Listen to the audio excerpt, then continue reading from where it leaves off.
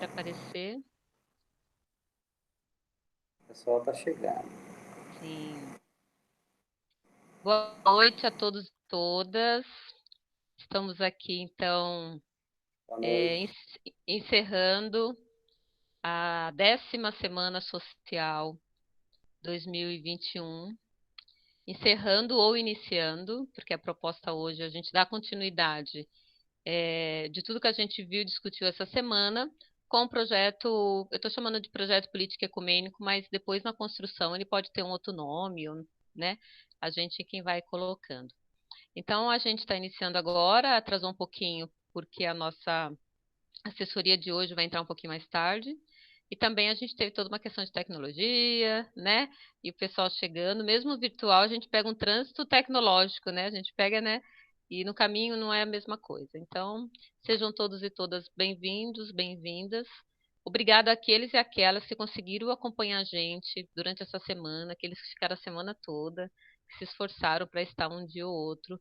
É importante. E como tudo está sendo gravado, a semana toda foi gravada, pela primeira vez a gente conseguiu gravar, depois a gente vai disponibilizar para todos e todas que participaram, tá bom? É, A 10ª Semana Social, como desde o começo a gente colocou, que ela é celebrativa. A gente não tem muito comemorar esse ano, né, desde o ano passado, pelo cenário pandêmico que a gente está vivendo, as mortes, todo o desgaste, né, político, todo o recesso da ação dos direitos. A gente está vendo aí a classe trabalhadora sofrendo, tentando comprar comida, né, tudo muito caro, não está fácil, né? Mas nós cristãos e cristãs, o que que a gente tem, né?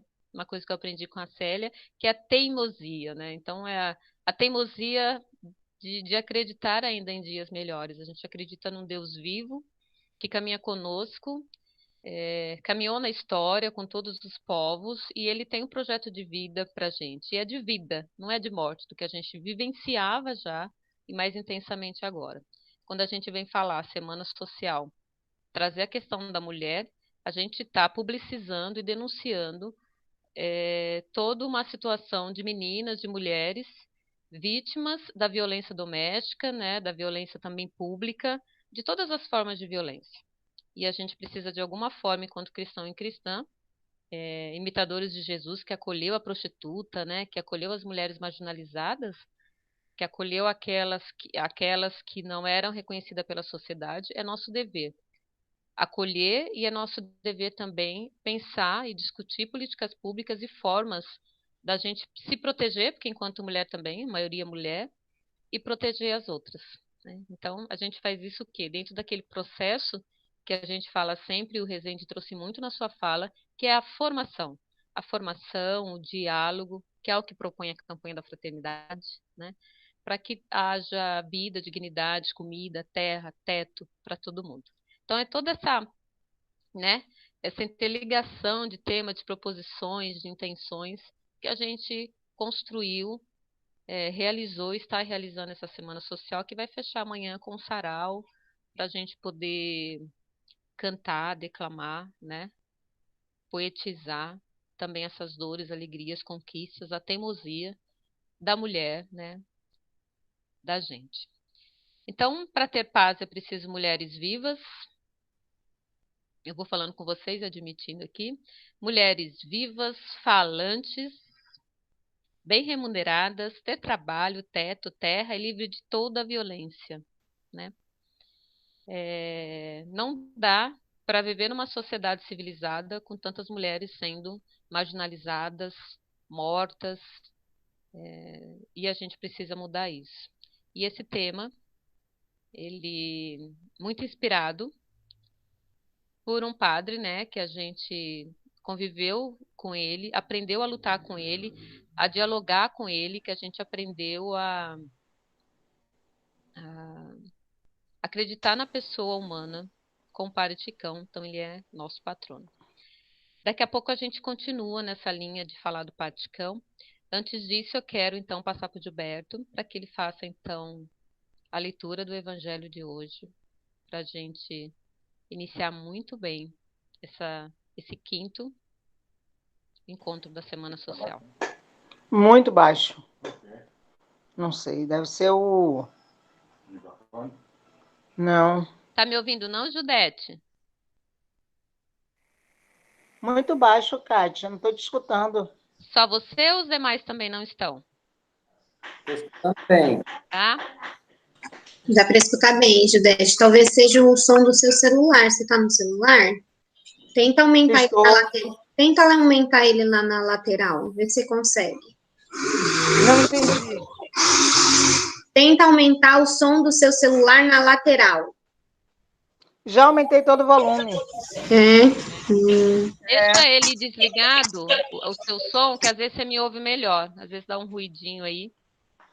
Tá bom? Eu vou tentando falar mais alto. Geralmente eu falo baixo mesmo, né? Qualquer coisa, tira o vídeo, Judete. Aí vamos ver se assim melhora um pouco a conexão também sua. Tá, eu vou tentar. Tá bom. Gilberto? Ok. Proclamação do Evangelho de Jesus Cristo segundo Marcos. Então, aproximou-se dele e perguntou: Qual é o primeiro de todos os mandamentos? Jesus respondeu: O primeiro mandamento é este: Ouça, ó Israel, o Senhor nosso Deus é o único Senhor. E ame ao Senhor seu Deus com todo o seu coração, com toda a sua alma, com todo o seu entendimento e com toda a sua força. O segundo mandamento é este: ame ao seu próximo como a si mesmo. Não existe outro mandamento mais importante do que esses dois. O doutor da lei disse a Jesus: Muito bem, mestre. Como dissestes, ele é, na verdade, o único Deus, e não existe outro além dele. E amá-lo de todo o coração, de toda a mente e com toda a força, e amar o próximo como a si mesmo. É melhor do que todos os holocaustos e de todos os sacrifícios. Jesus viu que o doutor da lei tinha respondido com inteligência e disse: Você não está longe do reino de Deus. E ninguém mais tinha coragem de fazer perguntas a Jesus. Palavra da salvação.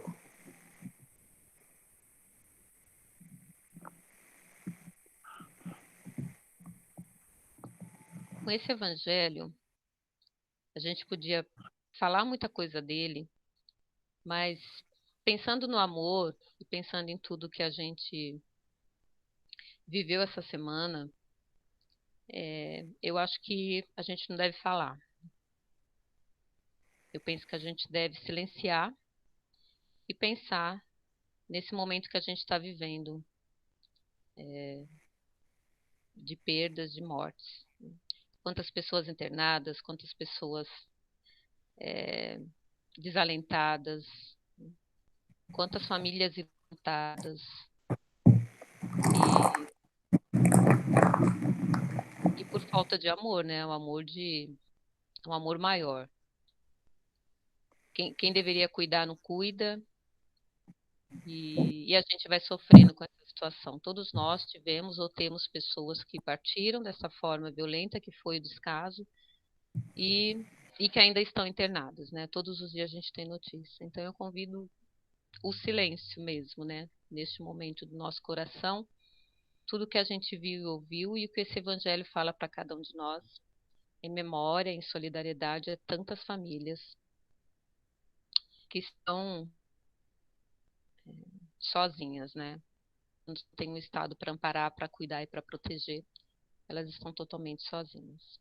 Então, fazer alguns segundos de silêncio para que a gente possa ser solidário e solidária a todos e todas.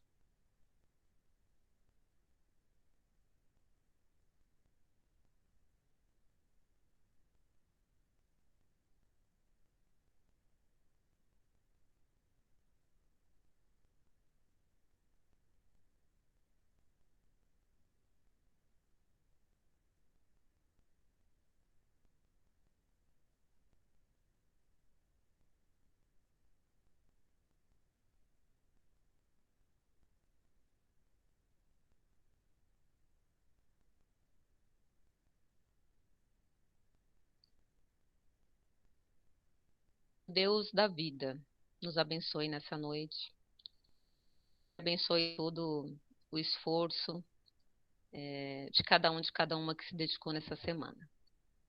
Amém? Então, continuando, a Samantha conseguiu entrar agora. Bem-vinda, Samantha. A gente está na oração inicial. E a oração inicial, ela acompanha todo momento, né? Quero, então, passar... A semana toda, a gente trouxe a memória e a pessoa e o trabalho do Padre Ticão, né? Todo mundo, quem conseguiu acompanhar, cada dia uma pessoa veio falando do Padre Ticão, a experiência que teve com ele, o que aprendeu, quais foram as ações dele, o quanto ele se dedicou à sua paróquia, o quanto ele se dedicou à vida humana, às pessoas que iam até ele, e o quanto de exemplo ele deixa para cada um de nós, né? Hoje, neste momento, agora, a gente vai ouvir ele, né? A Mônica separou para nós um vídeo onde a gente possa olhar um pouquinho, matar a saudade também, de ver, ouvir o Patrão. E a Valéria vai passar para a gente aí depois, diferentemente dos outros dias hoje. Quem quiser algum pequeno comentário, a gente abre um pouquinho, tá bom? Daquilo que bate no coração. É uma cena dedicada a gente poder dar para o Paticão e a gente não ficar quietinho, né? Ouvir o Paticão e saber da luta dele é uma forma de nos inquietar e querer também dar continuidade aos projetos de vida que ele deixou ou que nos inspira a construir. Ok? Vou pedir que todos fechem o microfone aí, acho que a maioria tá, para a gente poder ouvir bem o áudio que a Valéria vai passar para a gente. Valéria?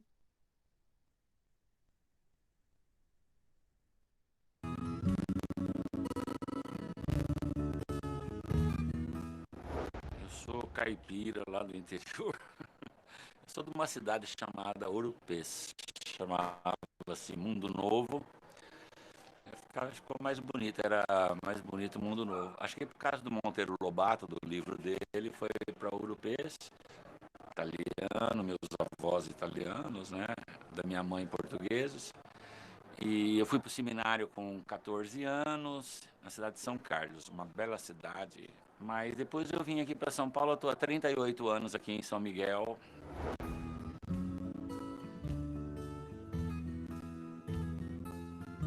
A Zona Leste é uma região muito grande, né? Ela tem 4 milhões de habitantes, ela tem 12 subprefeituras, ela representa 10% da população do estado, 43% da população da cidade de São Paulo. Então, é uma população, né, um pessoal costuma dizer maior que o Paraguai e o Uruguai, né? Nós temos alguns trabalhos que têm uma transversalidade nas 7 subprefeituras aqui do fundo da Zona Leste, né? A área da moradia tem 32 anos de luta e conseguimos 35 mil moradias. Agora estamos com 4.200 famílias com a terra. Vão começar os mutirões.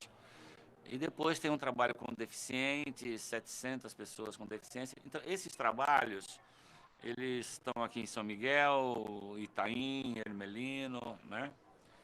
E a luta da universidade vai ser em Itaquera, né? Então tem assim, em todos os bairros, é uma autoajuda coletiva, né? Através dos fóruns, que um grupo vai apoiando o outro. Tem 3 comunidades que tiveram um avanço significativo por conta da articulação da comunidade local. O Jardim La Pena, União de Vila Nova e o Jardim Queraluques. Eles tiveram, assim, em 2 décadas, aqui o La Pena foi uma década, conquistas fantásticas por causa do fator articulação, soma das forças locais, né, do poder local. Realmente houve um empoderamento aqui das lideranças, né? Eu sempre digo, o pessoal às vezes me convida para ir em algum local, eu coloco assim, qual que é a disposição dessa comunidade criar um processo? Porque às vezes aparece o problema, aí todo mundo corre atrás do problema, acabou o problema. Aqui não, aqui tinha um processo muito dinâmico no Jardim La Pena.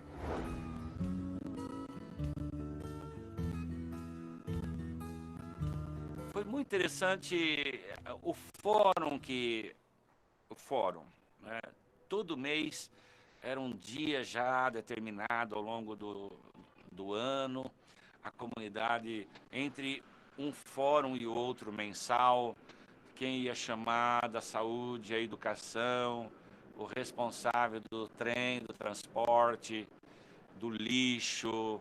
A coleta seletiva do lixo aqui ficou assim inédito, né? Coletar lixo nas vielas. Nós estamos aqui ao lado do posto de saúde, da creche, do galpão. Isso é fruto tudo de uma comunidade organizada, animada, que vai tendo um rumo, um planejamento e uma pressão necessária diante dos poderes públicos. Por isso, a comunidade ela é fundamental em qualquer bairro. Tem uma diferença enorme do Jardim La Pena com uma comunidade que não se organiza. Tem diferença. Aqui na Zona Leste é um privilégio a gente ter tantas organizações. E a Fundação Tide Setúbal, ela entra nesse processo também de articular a comunidade. Fazer com que a comunidade vá descobrindo que ela tem a força, que ela é sujeita de uma história, ela vai se empoderando das suas energias, das suas forças, dos seus rumos. O jornal da Fundação, assim, é admirável, né? Porque o próprio grupo, né, os jovens produzindo um jornal, isso do ponto de vista da comunicação é revolucionário, né? Toda a comunidade deveria ter um jornal desse, né? A memória, e o jornal ajuda a criar essa memória, ela dá uma identidade para a pessoa, né? E a Fundação, ela ajudou nesse sentido de dar identidade, de incentivar, de apoiar. Ela teve um papel fundamental de construir uma casa e convidar todos os vizinhos, moradores, venham para nossa casa, vamos conversar. E esse é o rumo, né? O pai da psicanálise, Freud, já dizia que quando a gente tem um problema, primeiro caminho para sair, você tem que falar. Toda a comunidade precisava ter uma fundação, esse espírito de reunir as pessoas, de animar as pessoas e criar um processo concreto de esperança.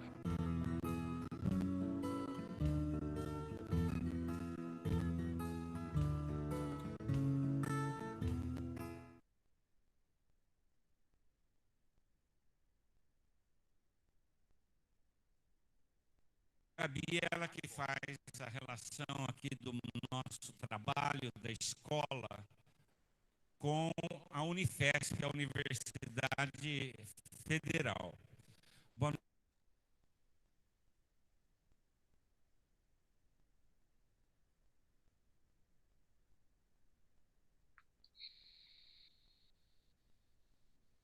É,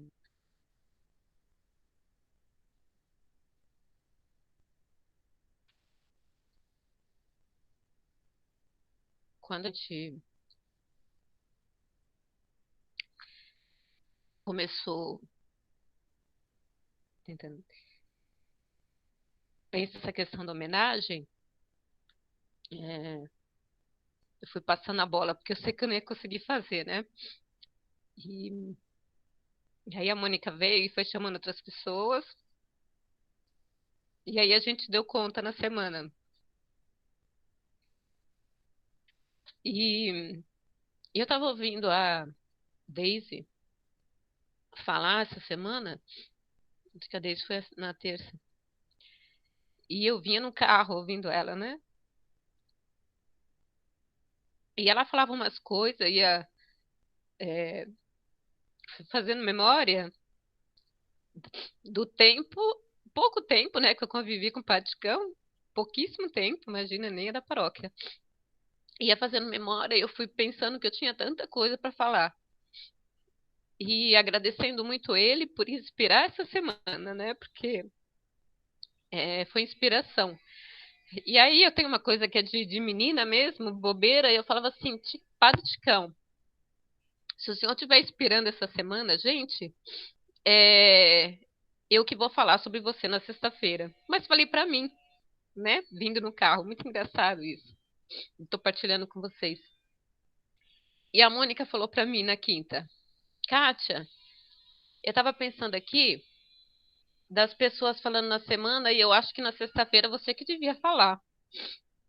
E aí eu fiquei sozinha ali me emocionando porque a gente não quer admitir, né, que essas coisas acontecem, mas aí eu tive certeza que é, todo o trabalho que a gente está fazendo neste momento vem dessa inspiração.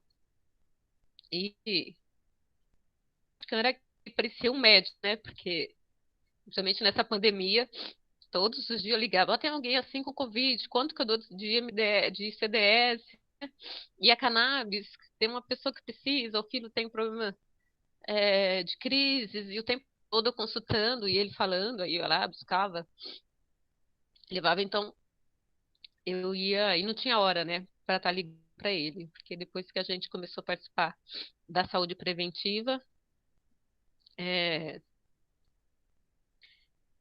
era inadmissível, né, que a gente vivesse uma situação que a gente está vivendo, porque ele falava, tem a solução, tem a saúde, né? Quantas vezes ele não veio aqui é, falar pra gente, né? Vinha aquele homem grande com aquele monte de folha colorida, né? Como já foi falado, verde, rosa, amarela, né? Com informações, ele não cansava.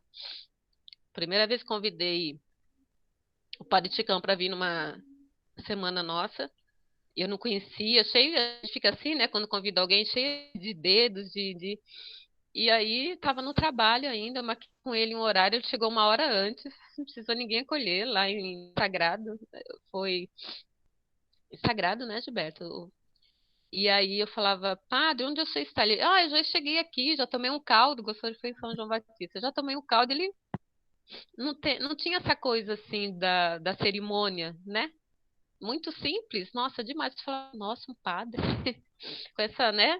Não tinha, não que seja assim, mas assim, ele humilde demais. E aquilo ali já me cativou. Falei, nossa, ele chegando, ele mesmo já fez a roda, ele mesmo reuniu o pessoal, ele mesmo começou, né? Ele mesmo ia fazendo. É, em momento nenhum ele fazia questão de colocar essa posição de padre, né? E como era conhecido e tudo, isso não subia a cabeça. É, nunca. Tem muitos, né? Mas acho que eu não conhecia ainda, assim, para lidar de perto e desenvolver o trabalho como desenvolveu aqui, pessoa com tanta humildade. Então, estou tentando trazer um pouco disso, assim, que é o que precisa ficar marcado e conseguir falar, né? Teria mais, mas acho que não sai. E se alguém quiser agora, eu vou já passar, né, para Samanta, mas se alguém quiser dar alguma palavrinha, a gente abre um segundinho aqui. E quero, assim, por intercessão, então, do Padre Ticão, a Deus por nós e por tudo isso que a gente está fazendo e pode fazer, iniciar em nome do Pai, do Filho, do Espírito Santo. Amém. Só antes eu queria dizer que vocês tomem o tempo que precisarem, porque a homenagem ao Padre Chicão é central. Quem quiser falar, a Rafa está aqui, tem um monte de gente que viveu tanto com ele, né? Eu vou falar também mais depois. Eu sou Samanta e desculpem pelo atraso, a gente estava numa atividade de educação que eu explico depois. Mas Padre Chicão presente, grande honra e queria ouvir vocês.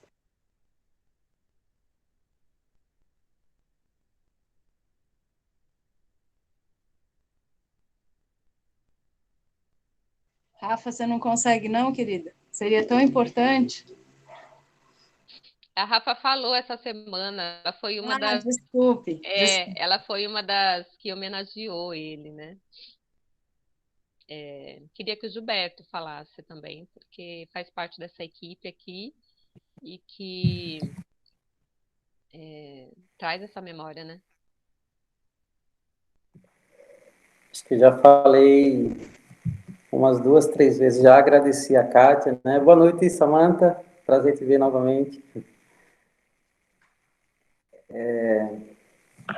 Já agradeci a Kátia, né, por ter me apresentado o Padre Ticão.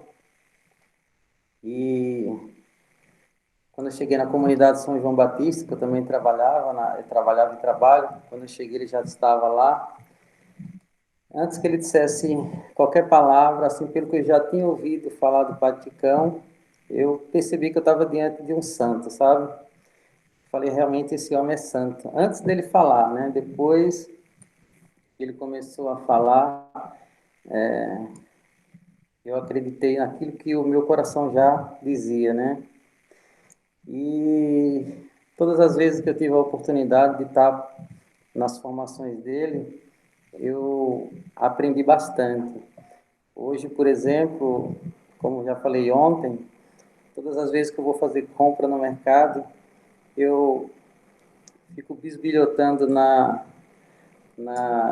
embalagens dos alimentos, o que contém glúten, o que não contém, coloco produto no carro, tiro do carro, porque ele explicava assim de uma forma bem didática, né, para a gente, o que era o glúten, né, que era uma cola que grudava no estômago e que fazia mal, e isso ficou muito marcante para mim, né. Igualmente a água, né, ele falava da água, que o pH da água tem que estar de 7,4 acima, né? E todas as vezes que eu vou no mercado, que eu compro água, eu vou olhar o pH, coisa que eu nunca me passava pela cabeça, saber o que é o pH, né? Então, eu aprendi com ele fazer a leitura, essa leitura escalonada do pH, né? De 7,4 acima é alcalino, abaixo de 7,4 é ácido. Então, essas formações que eu participei, em que ele apresentava, ficou muito marcada na minha vida, não esqueço jamais. Ele me ensinou a cuidar da minha saúde e a cuidar também da saúde das pessoas com quem eu me relaciono, né? Eu procuro tirar da mesa das pessoas o refrigerante, porque ele diz que o pH do refrigerante é 2,5. Então, assim, o pouco que eu me relacionei assim com o Paticão, das poucas vezes que ele se apresentou aonde eu estava, né? E algumas vezes eu fui até ele, né, na paróquia, ficou muito marcado para mim, né? E assim, ontem eu falei das duas qualidades que eu mais amei, identifiquei nele, é o zelo pela educação, pelo conhecimento e pela saúde, né? Para onde ele ia, ele carregava aquele monte de folha de informação e distribuía. Não tinha essa de dizer, ó, vocês pegam uma folha e tiram a cópia depois, não. Ele levava para todo mundo, levava folha de planta, levava raiz de planta, né? Então aquilo me marcou muito. E uma coisa que hoje eu falo para vocês, depois que eu escutei ele falar aí nesses 2 vídeos, rapidinho aqui, que nós já estamos bem adiantados, é que ele tinha, e tem, né, porque fica na nossa memória, é a qualidade de líder, né? Líder espiritual, líder religioso, líder comunitário, líder político também, né? Por quê? Porque ele consegue articular as pessoas. Porque pensa, uma comunidade, um bairro, uma zona leste, em que ele conquista 35 mil moradias. Certamente o Padre Ticão não assentou nenhum bloco na casa dessas pessoas, mas ele conseguia motivar as pessoas para isso, né? Ele assentou Então, o mais bloco, uma sim, qualidade eu que falo disso. ele já assentou. Mas Então, continua. mas o importante, assim, é realmente o carisma de líder, né? De conseguir motivar as pessoas para um bem comum, para um desejo comum. Essa é uma das outras qualidades que o Padre Ticão tinha e que, assim, como a Kátia falou, sobre a inspiração que ele nos passa, né? De nos reunir em prol de um bem comum, né? ele nos inspira a isso, né? Tudo isso e muito mais. Obrigada, Gilberto. Ao decorrer das falas, depois se alguém quiser retomar alguma coisa, porque é bastante difícil, né? É gostoso também saber que a pessoa passou por aqui e deixou tanta coisa boa, né? Acho que é isso. A gente fica emocionada, de saudade, de saber que teria muito mais a contribuir, né? É, mas é bom também que quisera que cada um de nós que, né, na hora de partir, fosse voltar para Deus, deixasse tanta coisa boa, tanta boa memória. Então vamos passar então para Samanta, né? Samanta Freitas, professora também da Pastoral Fé e Política de Campo Limpo, né? Mais uma vez com a gente virtual, né, Samanta? Quero te agradecer esse esforço que nessa essa incansável, né, maratona de aulas, se propor a estar com a gente. E é importante a Samanta, tanto por ser da Pastoral Fé e Política, tanto que a gente já vem aí nos movimentos, as manifestações, na resistência, né, aqui em São Paulo, de tantos desmandos desses governos, que vem falar um pouco para a gente da questão da educação, porque todo esse processo que a gente falou na semana, tudo passa pela educação, né? E também nos inspirar, né, dar algumas dicas aí de como a gente constrói esse projeto aí, que é importante, né? Eu estou chamando de projeto, mas a gente nunca sabe o que será. Mas eu penso que a gente tem que ter ações que de fato possa sugerir, intervir. Não dá para a gente ouvir tudo o que ouvimos a semana toda e simplesmente pronto, né? Já fizemos a nossa parte. A gente precisa provocar algum tipo de alteração, né? Tudo bem, Samanta? Então, eu vou passar para você, quero que você se apresente, né? A gente estava na semana fazendo das 8h30 até às 9 a fala, mas aí você vai ter esse tempo também, um pouquinho de atraso, mas vai ter, mas o atraso foi nosso também, por conta aqui da tecnologia, alguns testes, emperrou, né? E aí eu também estava segurando um pouquinho, porque eu sabia que você só ia entrar umas 8h30. Muito obrigada a você também por estar com a gente, colaborando nessa semana.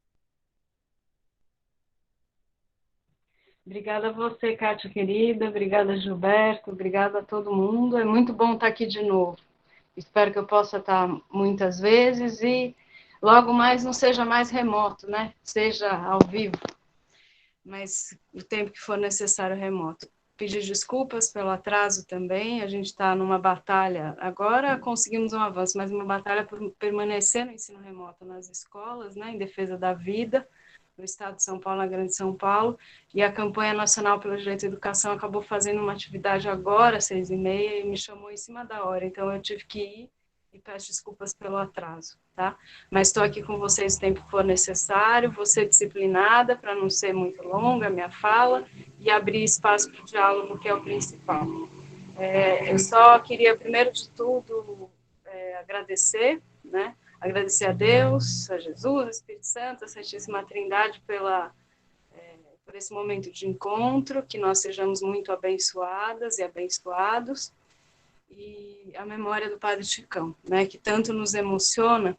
Eu só queria dizer duas coisas, né, além do que Kátia e Gilberto disseram de uma maneira tão bonita, ambos, né. O Padre Chicão, ele era não só um grande líder espiritual, um líder político, um líder comunitário, Gilberto tem razão, porque é tudo isso mesmo, mas ele era um ser humano de uma profunda sabedoria amorosa, né? Essa expressão é do Paulo Freire, a sabedoria amorosa, e eu me lembro que quando ele faleceu, para além da dor, né, a gente tem um momento muito forte de dor e faz parte, o luto faz parte e é importante, essa imagem que me veio, né, da sabedoria amorosa. Então, vocês falaram das folhas coloridas, dos dados, das reivindicações de política pública tão fortes, mas era uma sabedoria profunda e muito acolhedora, né? Sempre gestos de amor, de acolhimento, de respeito por todo mundo, e desse jeito que Kátia descreveu, né? Muito simples, muito próximo de todos. Então, essa sabedoria amorosa do Padre Chicão, que ela esteja conosco aqui também.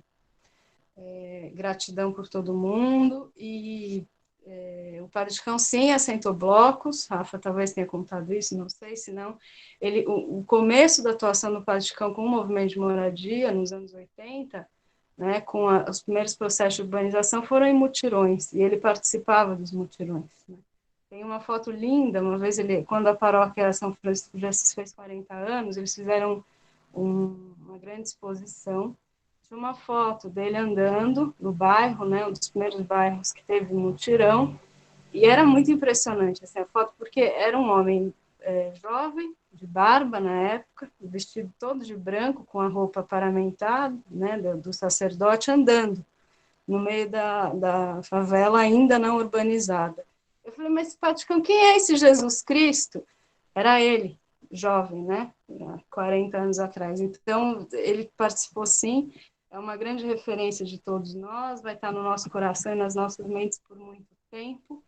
E com certeza a Mônica, o Valdir vão conduzir processos de homenagem, livros, enfim, a gente vai lembrar dele muito. Mas sempre vamos lembrar nesses momentos de encontro, como o padre que dizia ressurreição sempre, né? E é disso que eu queria falar, principalmente quando a gente sofre, é bom lembrar disso, né? Ele dizia Páscoa sempre, era a expressão, Páscoa sempre. Então, é o homem da ressurreição, que a gente lembre disso. E a dor vem, é evidente quando a gente fala dele, mas é a Páscoa, é a ressurreição, é a vida, né? Em especial num contexto tão grave, é daí que eu queria já começar, que a gente tem vivido da pandemia. Na terça-feira vocês discutiram muito a questão das mulheres na pandemia, eu não vou me alongar, eu só acho que a gente não pode, nesse momento também que é de luto, deixar de lembrar que hoje, né, e o movimento Luto pela Vida é um novo movimento que traz essa memória, hoje a gente teve a primeira morte, um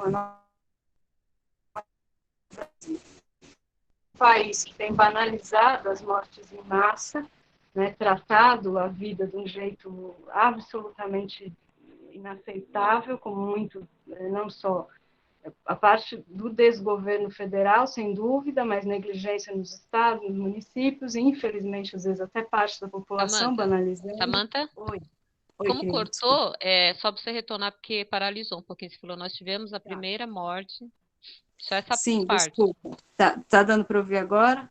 Sim, só travou essa parte, depois continuou. Tá. Só para ficar melhor. Hoje, desculpa, obrigada, Kátia. Às vezes é problema de conexão aqui, peço desculpas a vocês. Hoje, dia 12 de março, há um ano, faleceu a primeira vítima do Covid-19 no Brasil, né? Então, nós tivemos um memorial, né? Tem movimentos de memorial importantíssimos, a rede de apoio às vítimas do Covid-19, o memorial às vítimas do Covid, e hoje esse movimento Luto pela Vida, que começou com essa memória, no sentido de que nós lutemos pela vida, né? Não é a memória que fica no luto, é a memória que traz o luto para a luta e para que a gente não tenha um processo como esse da pandemia futuramente, mais, né? De descalabro político, de inaceitáveis posturas do governo federal, desgoverno federal e negligência nos estados e municípios. Vida sempre, né? Eu não podia deixar de fazer essa memória no começo, e daí eu vou entrar no tema de fato hoje, né? Bom, na Semana da Mulher, vocês aprofundaram muitos temas, né, dos direitos das mulheres, né, o enfrentamento da intolerância religiosa, o diálogo com as comunidades de diferentes religiões, o momento de discussão da pastoral carcerária e da realidade das mulheres encarceradas, discutiram as mulheres na pandemia, foram debates muito importantes, e discutir a educação no enfrentamento das violências sob a perspectiva do movimento de mulheres, né? Sob a perspectiva feminista. O 8 de março é uma data fundamental, também de memória, e que a gente deve manter sempre viva. Quando a gente discute o enfrentamento das violências, eu vou pedir para o Eduardo, se ele puder voltar nos slides, que agora eu vou começar a usar, desculpa. É só para orientar a fala. Às vezes a Valéria cai um pouquinho lá. O Eduardo é o filho da Valéria. Ah, desculpe, Valéria. Não, Tá. pode. E aí ela às vezes sai e volta. Não, aí não tem problema. Aí depois, quando ela chegar, eu vou usando. Mas aí eu lembro mais ou menos de cabeça. A gente, quando discute violência, né, a gente tem que debater no Brasil 3 eixos centrais de violências a serem enfrentadas, e em seguida eu vou falar de como a educação contribui para esse enfrentamento. A primeira violência, evidentemente, a gente vai tratar, que é o 8 de março, né, a data do 8 de março, traz a violência contra as mulheres. Mas também, além de discutir a violência contra as mulheres, a gente deve sempre discutir a violência racial e a violência contra crianças e adolescentes. São 3 temas que se interligam e, não por acaso, muitas das militantes em todos os 3 são mulheres, né? Quando a gente discute violência contra as mulheres, quais são os pontos centrais? O primeiro, a perspectiva que o movimento de mulheres traz no Brasil e no mundo todo, desde os anos 60, 70, né, 1960 a 1970, de trazer a violência para o campo da esfera pública, né? A violência não é mais uma questão, a violência contra as mulheres, não é mais uma violência que diz respeito apenas a esfera privada, a esfera da família, mas é uma questão pública. Isso é a conquista do movimento de mulheres. Quando antes se dizia, né, em briga de marido e mulher, ninguém mete a colher, as mulheres vão para as ruas em grandes manifestações, no começo dessa nova fase de mulheres dos anos 60 e 70, para dizer que a violência é uma questão da esfera pública, né? A Melinha Teles, que é uma grande referência desse campo. E quando se discute que a violência contra as mulheres é uma questão da esfera pública, ela deve ser enfrentada com políticas públicas nos vários campos, principalmente no judiciário e na formação das polícias, além dos processos de mediação de conflitos e outros campos da sociedade civil, e também a violência contra a mulher como uma perspectiva da saúde pública, né? Depois vai ser uma conquista que os serviços de assistência e a perspectiva do SUAS traga a violência contra a mulher como um ponto central. Mas a violência deve ser enfrentada pelo conjunto das políticas públicas e uma conquista também fundamental, no segundo momento, é a Lei Maria da Penha. A Lei Maria da Penha, além de marcar o conjunto dos direitos das mulheres e a violação desses direitos como uma violência, né? Esse é o texto da lei, ela vai discutir que as violências são também a violação dos direitos na educação, na saúde, na assistência, na habitação, transporte, etc., mas ela traz a questão específica da violência contra a mulher, dizendo claramente violência física, agressões, violência sexual, violência simbólica, traz essa noção da violência simbólica, dos xingamentos, a violência psicológica, a violência patrimonial, que é quebrar os instrumentos de tá ótimo, querida, obrigada, é esse slide mesmo. A violência patrimonial, que é quebrar os instrumentos de trabalho, se apropriar dos bens, também é uma questão que a Lei Maria da Penha coloca. Então, as mulheres enfrentam diferentes violências, todas elas passam a ter na Lei Maria da Penha um importante instrumento de pressão e garantia de direitos. Além especificamente da violência contra as mulheres, não dá para deixar de falar da violência racial, né? A gente segue com o Brasil com diversas denúncias, já desde os anos 80, mas muito mais fortemente na última década, dos homicídios, taxas altíssimas de homicídios de adolescentes e homens adultos negros, né? Então, é uma dimensão da violência racial, a mais grave, né, porque é a morte, o homicídio, que ainda são taxas muito altas no Brasil, assim como no México e na Colômbia, então é uma realidade muito forte na América Latina, a gente tem que discutir isso. Os movimentos negros denunciam, assim como os movimentos de juventude, enfrentam essa questão da violência racial há muito tempo, mas eu queria destacar aqui a atuação do MNU, Movimento Negro Unificado, que fez 40 anos recentemente, e uma nova articulação fundamental que surgiu ano passado, 2 anos atrás, desculpe, mas ganhou muito peso ano passado, na denúncia dos adolescentes que foram assassinados pela polícia durante a pandemia, né, que é a Coalizão Negra pelos Direitos. Então, a Coalizão Negra por Direitos é hoje a principal rede dos movimentos negros no Brasil, e eu passei depois, vocês vão ver no outro slide, que tem os sites, né, para quem quiser investigar, pesquisar mais, se informar mais, tem muita informação, depois eu falo disso. Se a gente discute também violência racial, temos que discutir violência contra crianças e adolescentes. Aí são as muitas violências também, né, semelhante ao processo de denúncia do campo do movimento de mulheres, da violência contra as mulheres, as violências que as crianças e adolescentes sofrem são diversas também.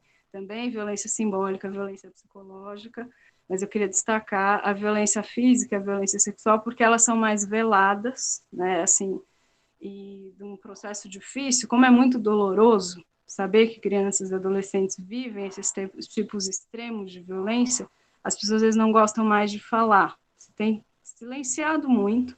Talvez Kátia viva isso menos, porque no campo da assistência social isso é central, mas na educação tem havido, sim, uma resistência a falar sobre isso, quando as escolas têm um papel central na prevenção. Então, a gente não pode deixar de falar da violência contra crianças e adolescentes como um campo fundamental, e a conquista do Estatuto dos Direitos da Criança e do Adolescente, o ECA 92, né, estatuto que continua sendo o nosso, 90, desculpa, continua sendo o nosso baluarte nesse campo. Por que a gente tem que discutir as violências no Brasil, os três campos, né, violência contra as mulheres, violência racial e violência contra crianças e adolescentes? Porque quando a gente discute o enfrentamento das violências, as estratégias, os lugares de atuação são bastante semelhantes, e o papel educativo, o papel de formação deve atuar nesses três campos. Então, ainda que o nosso foco seja a violência contra a mulher, na Semana da Mulher, por conta do 8 de março e todas as nossas lutas como mulheres, não dá para deixar de falar dos outros dois campos. No próximo slide, eu queria mostrar para vocês só esses sites de referência. Quem quiser depois, a gente mandou as apresentações todas da semana, né, no grupo de WhatsApp. Aí a Kátia, o Gilberto podem socializar com todo mundo que participou, está à disposição, né, para vocês aprofundarem. O primeiro site que eu destaquei é o do Instituto Pagu, né, que traz uma série de dados sobre feminicídio, assassinato de mulheres e as diferentes formas de violência. Outros dois sites de referência fundamental são o Mapa da Violência, né, que é uma iniciativa do IPEA, Instituto de Pesquisas Econômicas Aplicadas, com uma série de pesquisadores. O IPEA, no Mapa da Violência, eles levantam e sistematizam dados dos homicídios e da violência desde 98. Então, é possível acompanhar a evolução dos casos e é fundamental. O Fórum Brasileiro de Segurança Pública é uma ONG aqui de São Paulo, apesar de se chamar Fórum, é uma ONG, mas basicamente de pesquisadores que fazem análise dos mapas da violência, eles compuseram o Atlas da Violência, também com dados fundamentais. Nesses dois últimos, tem dados tanto de violência contra as mulheres, quanto violência contra as crianças e adolescentes, para além do foco deles, que é acompanhar as taxas de homicídio, em especial violência policial. Tá? E, por fim, o Observatório da Criança e do Adolescente, que foi criado pela Fundação Abrinq, com os dados específicos de violência contra crianças e adolescentes. São todos instrumentos importantes, com muitos dados para a nossa análise, e também por que são importantes, não só para a produção de conhecimento nas universidades e institutos de pesquisa, mas para a nossa militância, para a nossa atuação. O ver, julgar, agir, o ver e julgar é fundamental que a gente conheça esses dados. No próximo, aí eu já entro especificamente na discussão, esse eu já falei um pouco, né? Só reforçando as diversas ações dos movimentos sociais, então a própria noção de violência nesses campos é fruto da luta dos movimentos sociais. O movimento de mulheres, o movimento negro, os movimentos de mulheres, os movimentos negros, porque é muito diverso, mas também os movimentos de juventude e os movimentos de criança e adolescente. Então, todos esses movimentos passaram a discutir as violências da esfera pública, em especial os homicídios e as violências mais graves, né, para pressionar por política pública. E isso é central. Então, são os movimentos que atuaram junto com pesquisadores e pressionam por política pública. Agora a gente vai para a educação mesmo. Quando a gente pensa no enfrentamento dessas violências em todos os campos, a educação tem um papel. Se eu puder, posso ir no slide, querida? Gente, desculpa, está dando para ouvir bem? Sim? Não? Assim, Samantha, dá para acompanhar bem. Ah, tá. Mas se o som estiver ruim, vocês me avisam, tá? Porque a conexão aqui... Não tá tão limpo, mas dá para ouvir você, tá bom?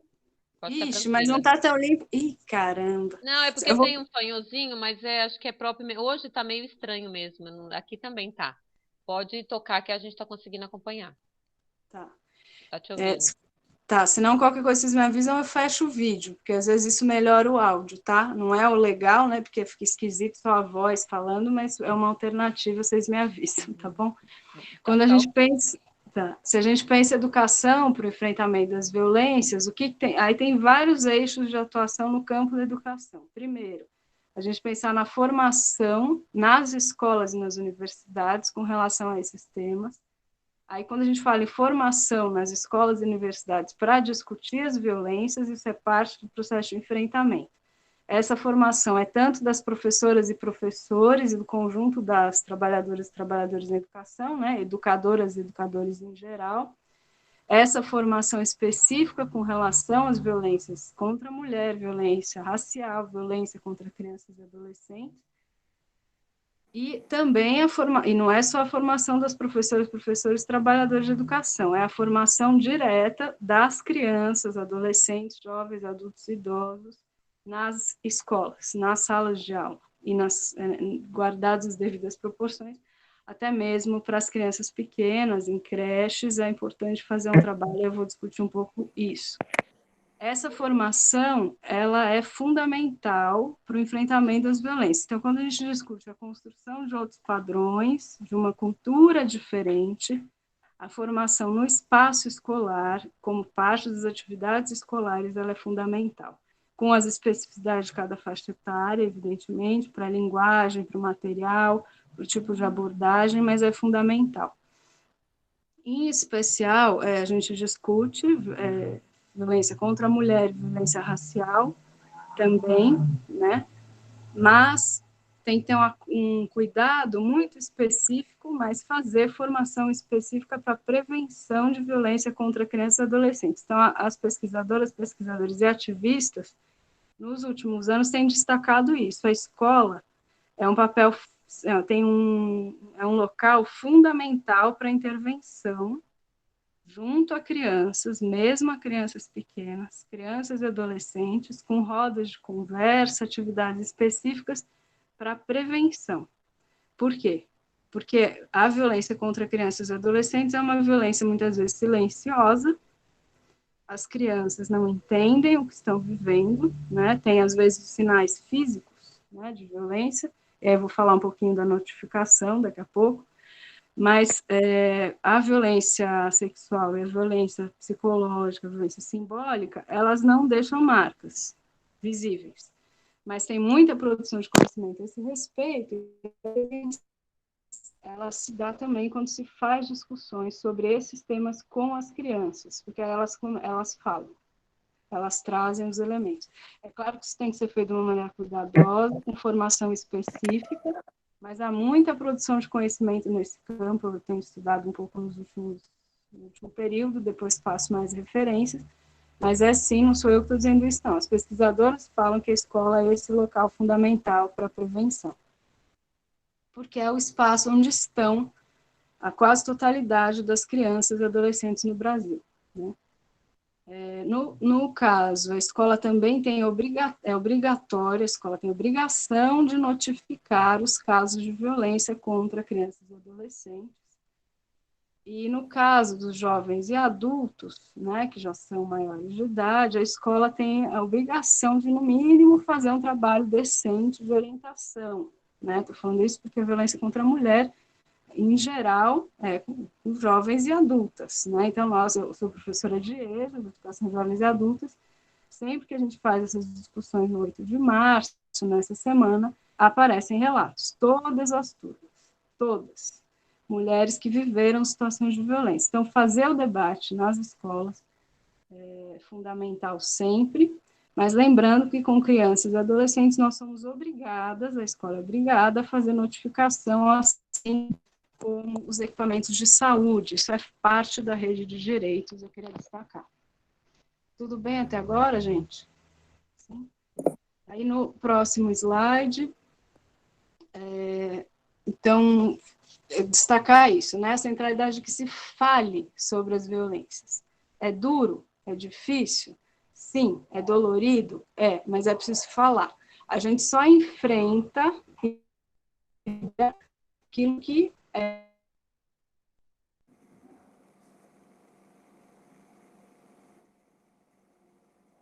externado pela fala, né? Isso é fundamental.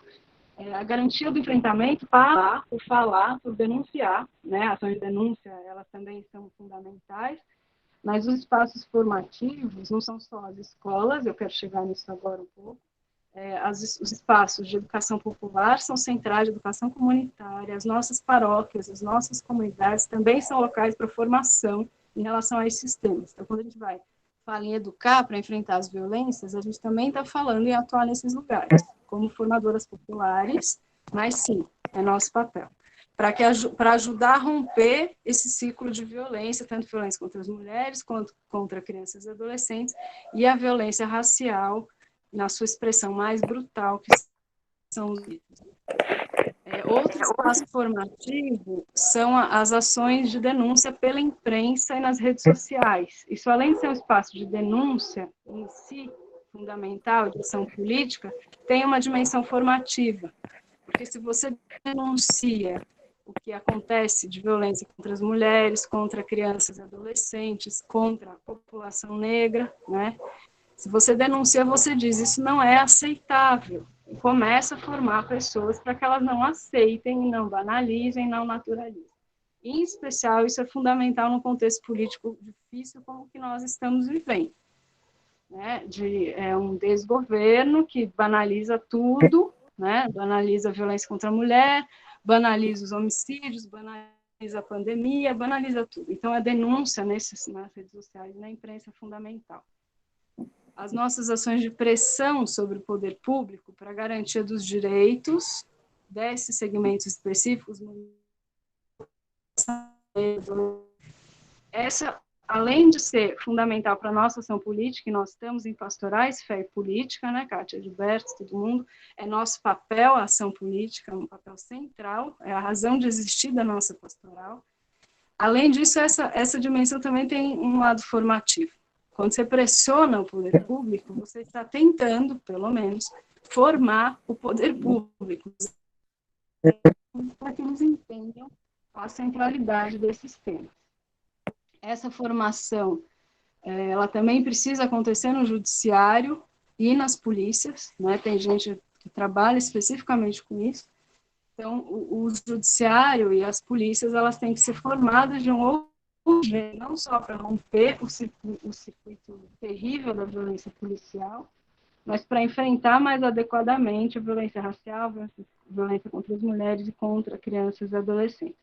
Lembrando que, da nossa perspectiva, né, formação e ação política não se separam. Essa frase eu queria destacar bem. A gente não trabalha formação e educação apenas em si, como uma finalidade que fica, né, na escola, na sala de aula, ou que fica no nosso espaço formativo na igreja, na comunidade, onde for. A formação, ela necessariamente deve implicar em ação política, em ação social, em ação para transformação. A gente não forma os outros, nem se forma para guardar para a gente o saber e não fazer nada com ele. Parece uma obviedade dizer isso, é uma obviedade aqui, porque a gente também, no campo conservador, tem crescido essa noção que a formação é importante em si, ponto. Então, fazemos muitas lives, rodas, formações, e fica nisso, pronto, acabou? Não. Né? A gente tem um compromisso com a ação de transformação. E agora é o último mesmo, e aí eu abro para as conversas e peço desculpas pelo alongar. Desculpa, isso é depois, Kátia.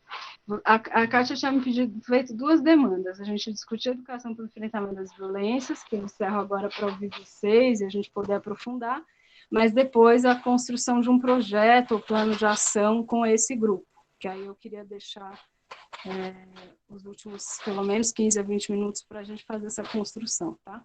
Mas agora eu quero ouvir vocês. Podem colocar qualquer dúvida, qualquer questão, discordância, fiquem muito à vontade.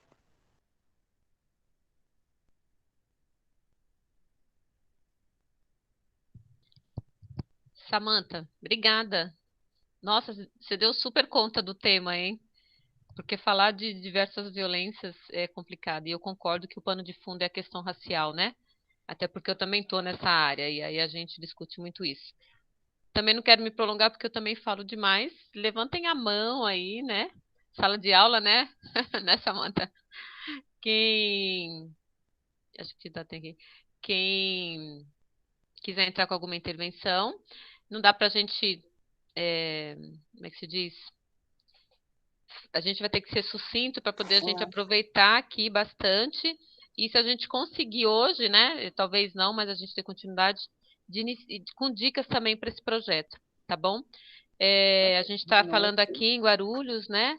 Da região Pimentas, mas a gente tem pessoas de outros lugares só para localizar. Então, esse projeto ele é aqui, para essa região Pimentas, que aí eu não sei que proporção vai tomar, né?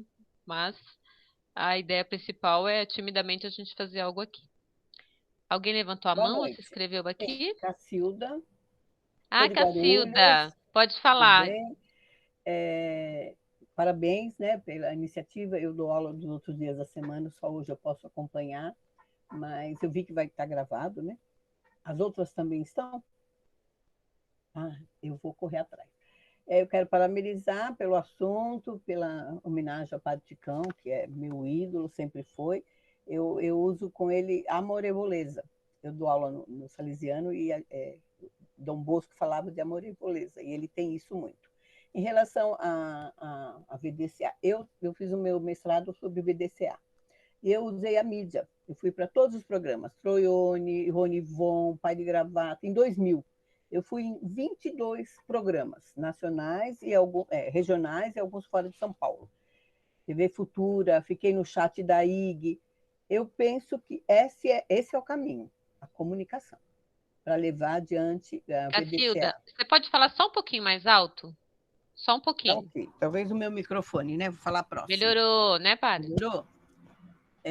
Então, eu fiz a minha tese em 2000, fui para a mídia, TV Globo, TV Record, todas as TVs, e tive uma abrangência muito grande, gravei, foi a primeira vez que a comunicação foi na USP, foram 3 vezes, fiz Globo Repórter, Globo Ciência, fiz um monte de coisa, e usei muito Conselho Tutelar, usei a Secretaria de Educação, eu tive a glória de ser uma época que estava muito boa a questão da educação, né? E era mandatório as professoras participarem dos eventos onde eu estava. Eu ia em cada escola e a diretora, minha amiga Vera, maravilhosa, não era convite, era convocação. E foi muito bom. Houve uma repercussão, a gente conseguiu muita coisa. Então, para mim, a comunicação é a ferramenta básica para a gente disseminar conhecimento, mostrar o que são violências, mostrar que não é só no pobre, não é só na favela, na comunidade, mas que está dentro de paredes lá fechada. O rico tem lá todo um muro cercando, e a gente trabalhou muito essa questão. E a gente teve muito sucesso. Fui para Brasília, Comitê de Direitos Humanos, fiz maravilhas. Tinha um coral, um só tom, que era o Denivaldo, um cara maravilhoso. Levei eles para Brasília, eles foram cantar, fizeram música. É por aí. A saída é essa. É pôr a boca no trombone, literalmente. E na escola, em qualquer área, né? É isso, a minha sugestão. Obrigada. Obrigada, Cacilda. Vera Aparecida.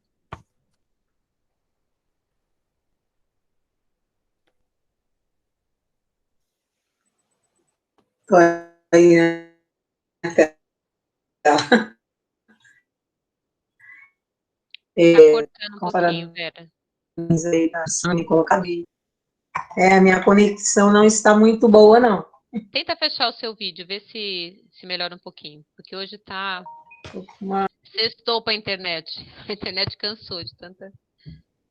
Bugou, né? Deixa eu apagar meu microfone, esqueci.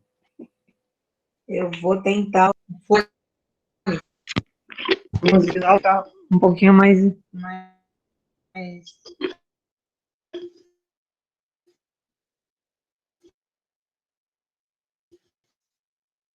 Melhor? Escutei Alô? o melhor. Pode falar.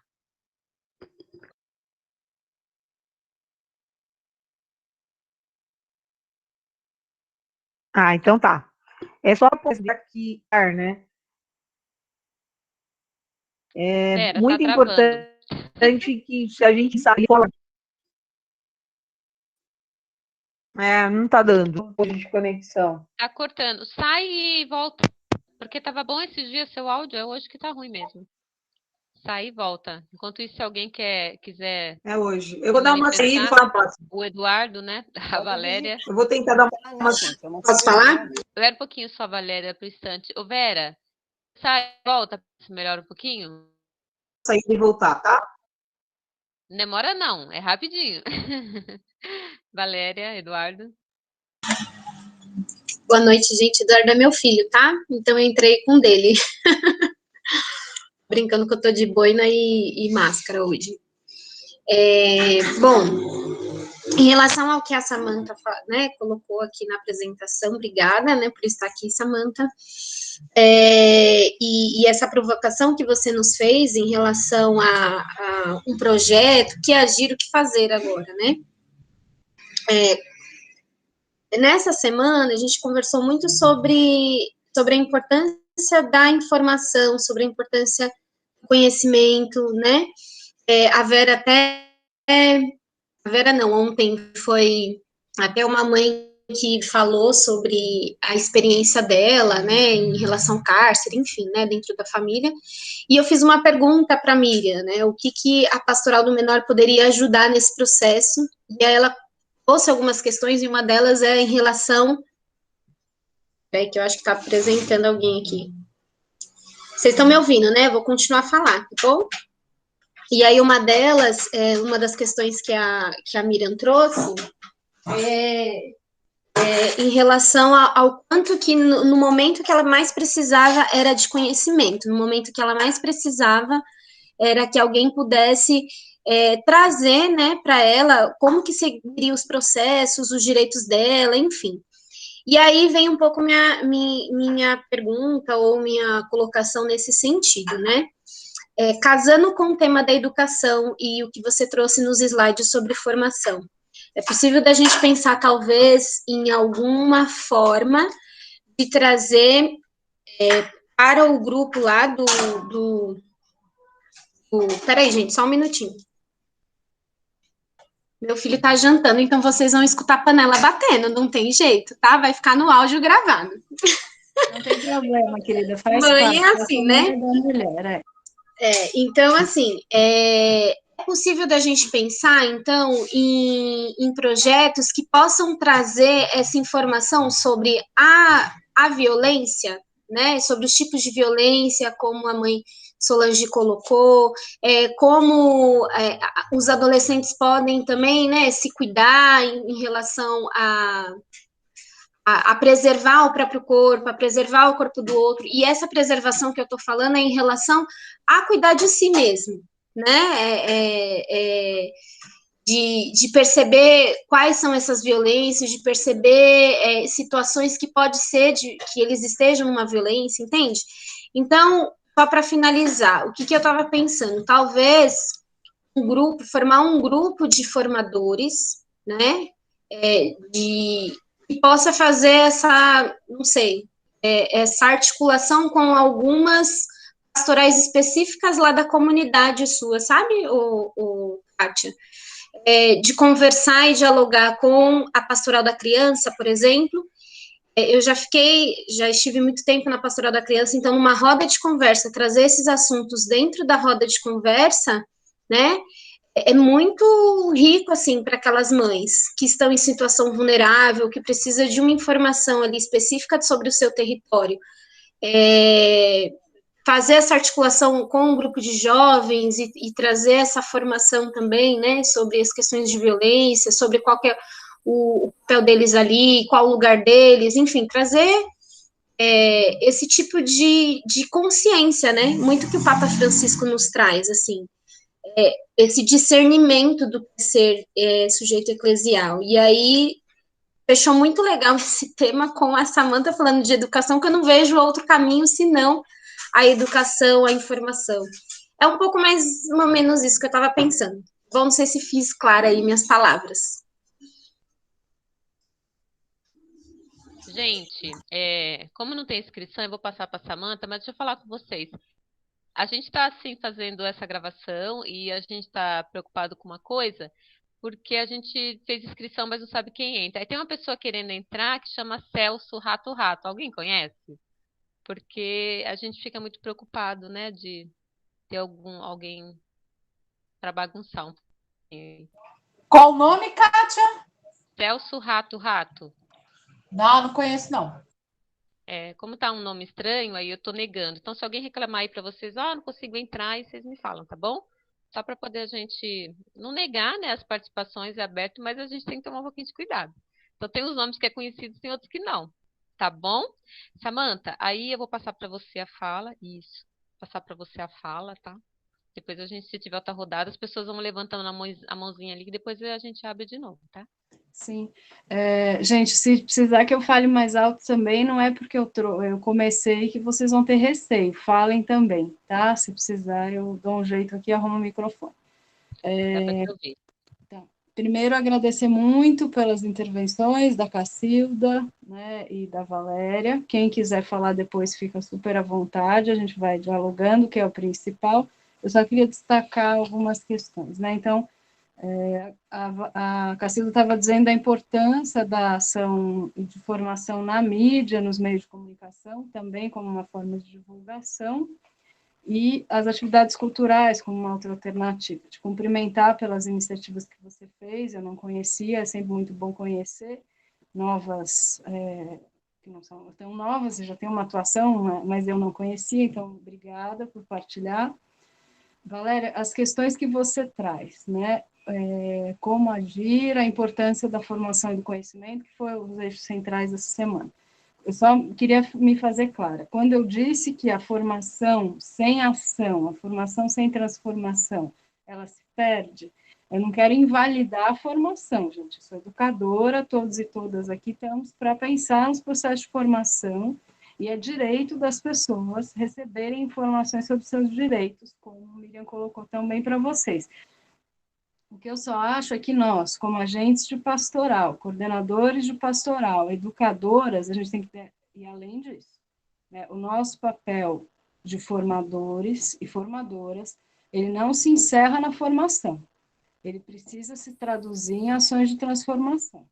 É claro que para quem está num estágio inicial de formação, alguém que, por exemplo, teve seu familiar encarcerado, não conhece seus direitos, não consegue acessar o sistema prisional, tudo isso a pessoa tem direito a uma formação, informações elementares e garantia dos direitos. Mas ela depois, numa trajetória, vai fazer o que a Miriam fez. Ela se torna uma agente, uma coordenadora de pastoral, uma pastoral carcerária. Vocês percebem? É quase um processo que caminha para o outro. Quando você se forma bem, você adquire o conhecimento sobre uma determinada área, você imediatamente não, no processo em seguida, você vai agir. A ação política se transforma numa necessidade. E não adianta você conhecer a realidade, o ver e julgar. O agir vem como necessidade. É isso que eu queria destacar só.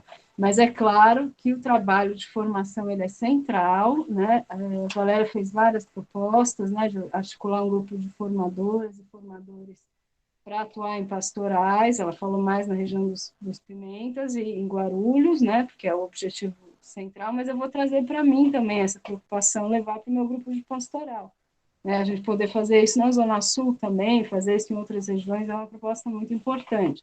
De formação, conscientização, busca de discernimento, como você trouxe também, em relação aos vários direitos humanos. Né? Eu falei mais de violência contra a mulher, violência racial, violência contra as crianças e adolescentes, porque era o nosso tema. Mas isso se estende para o conjunto dos direitos sociais. A pessoa tem o direito de saber quais são os seus direitos. Primeiro, a saúde.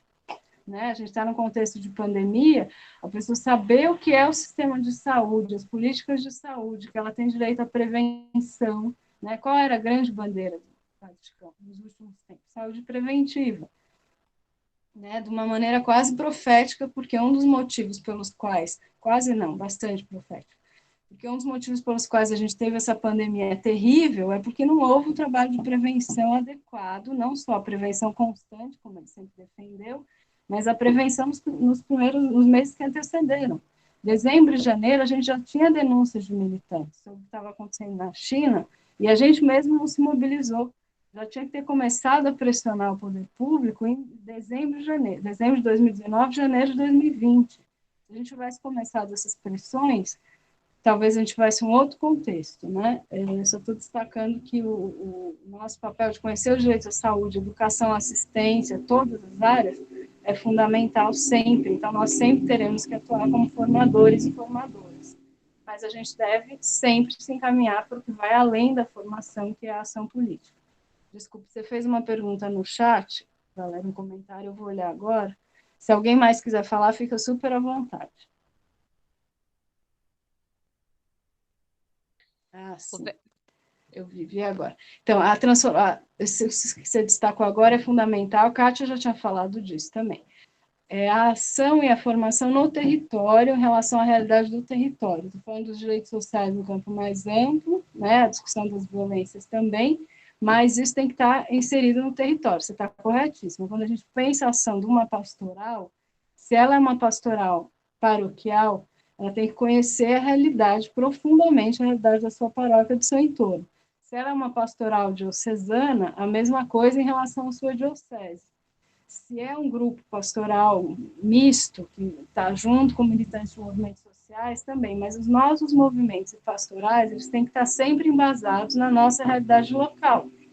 É que num processo de compreensão mais profundo, a gente sabe que realidade local e global não se separam.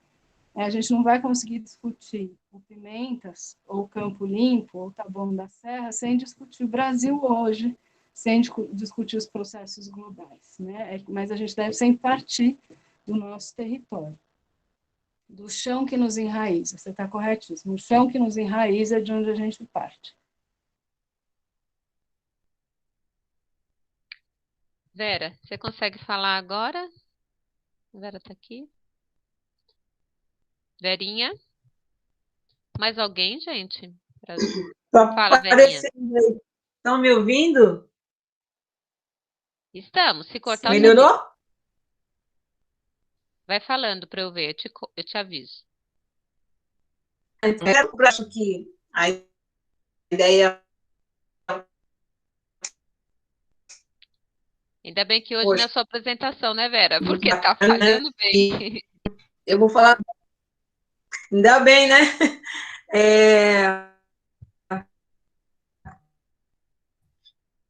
Eu vou fechar o meu vídeo, eu convido as pessoas a fecharem um pouquinho para ver se melhora o da Vera.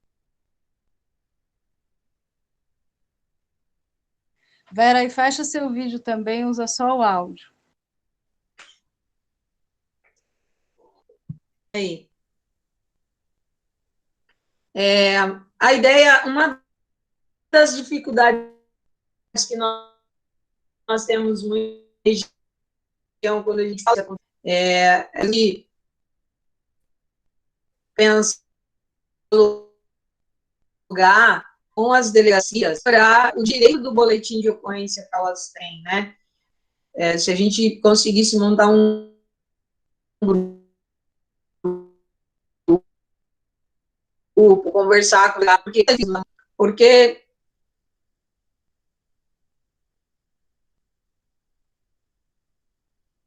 é lamentável, né? Essa semana eu não sei, na delegacia, o boletim não foi feito, e eu estava lá para comunicar o desaparecimento de uma criança, e eu não com a família lá. Vera, tá cortando, a gente não consegue ouvir o seu raciocínio todo. Se você quiser escrever, a Valéria está sugerindo escrever alguma coisa no chat. E a gente não... Eu escrevo no chat e vocês transmitem. Tá bom? Porque hoje não tá amiga, a internet não tá amiga da gente. Beleza? Vamos voltar o vídeo aqui, os rostinhos lindos, se quiser. Desculpa, Kátia. Pode falar. Pode falar. Eu ia abrir mais uma, e aí eu espero as pessoas se inscreverem aqui, né? Porque não vê nenhuma mãozinha. Pode falar. Se você conseguiu compreender um pouco o que a Vera está trazendo, Samantha?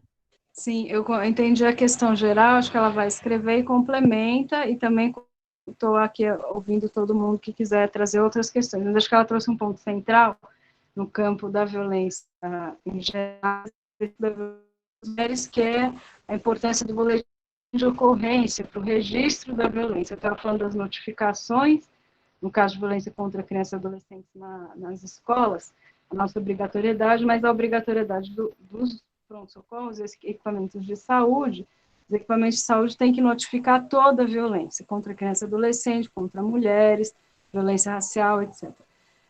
O que ela traz, que é central também, é o próprio, nesse que a gente estava discutindo, informação, direito, informação sobre os seus direitos, as mulheres conhecerem a importância do boletim de ocorrência nas delegacias de defesa dos direitos das mulheres e nas delegacias em geral. A gente sempre indica que as mulheres que sofrem violência façam denúncia na DDM, delegacia específica para as mulheres, porque as profissionais, as policiais têm mais formação, tem formação específica para atuar nos casos de violência. Mas, hoje em dia, a gente tem uma formação mais ampliada entre as polícias nas delegacias, né? Claro que a gente tem muito problema ainda, mas isso é muito melhor do que era 30, 40 anos atrás, quando o movimento de mulheres começou essa discussão, né? Então, uma das reivindicações dos movimentos dos anos 70 eram as DDMs, né? As DDMs começam como parte do movimento de mulheres, elas têm um número pequeno, né? A gente, São Paulo, por exemplo, tem 5, é irrisório para uma cidade do tamanho de São Paulo. Guarulhos, talvez tenha uma pergunta para vocês, mas Taboão da Serra é um município grande, onde eu moro, e também só tem uma. Então, é comum os municípios que não são o município de São Paulo ter uma única, né? É pouco, sem dúvida. Mas é tanto reivindicar mais DDMs, quanto uma formação melhor das e dos policiais no conjunto das leis, para acolher adequadamente, né? Tem um trabalho de acolhimento com quem vai relatar uma situação de violência, quanto para fazer o preenchimento adequado do boletim de ocorrência, das instruções de acordo com a Lei Maria da Penha e fazer os encaminhamentos. Tudo isso é fundamental. E o nosso papel como formadoras, né, a gente sempre atuar com as mulheres para que elas façam o boletim de ocorrência, que é um instrumento de proteção importante. Aí ela colocou aqui no chat, enquanto eu vou olhando, se alguém mais quiser falar também. Ah, sim, tá. Ela está propondo que isso se articule ao projeto, as questões de ação que vocês estão propondo, né? Formação, sensibilização nas delegacias e a garantia do boletim de ocorrência, para que faça. Hoje em dia, gente, com a Lei Maria da Penha, ninguém pode se negar, não, a fazer boletim de ocorrência. Uma das questões que a lei prevê é que se a policial ou policial, em geral são homens que poderiam vir a fazer esse absurdo, as mulheres têm melhor formação, mas se negasse a fazer boletim de ocorrência, ele ia sofrer penalidades, tá? Então, a lei prevê isso. Tem, inclusive, um prazo, né? A ocorrência, eles têm que ser encaminhados para promotoria pública num período, principalmente quando tem risco à vida, tem que ser no máximo 24 horas para que o juiz ou a juíza julguem. Isso está no próprio texto da Lei Maria da Penha. Então, a gente tem muitos avanços, tá? Muito bom, Samantha. Doutora Samantha em educação e articulação, né? Está ótima, hein, Samantha? A Sandra levantou e o Gilberto. Sandra, que bom te ver, faz tempo que a gente não vê, né? Tanto tempo de PJ e agora se encontrando aqui nessa semana. Feliz de você estar aqui. Pode falar, querida.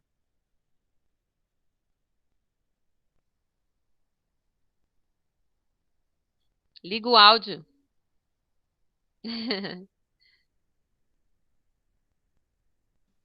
Oi, escutando agora? Então, uma das questões que me preocupa, e assim, eu acho que também está englobado nisso, é a questão do trabalho, tanto para a mulher quanto para a criança, para o adolescente em si, né? Porque a gente não vê hoje projetos ou mesmo da iniciativa pública de fornecer isso para as pessoas. tanto para o jovem quanto para a mulher, no trabalho.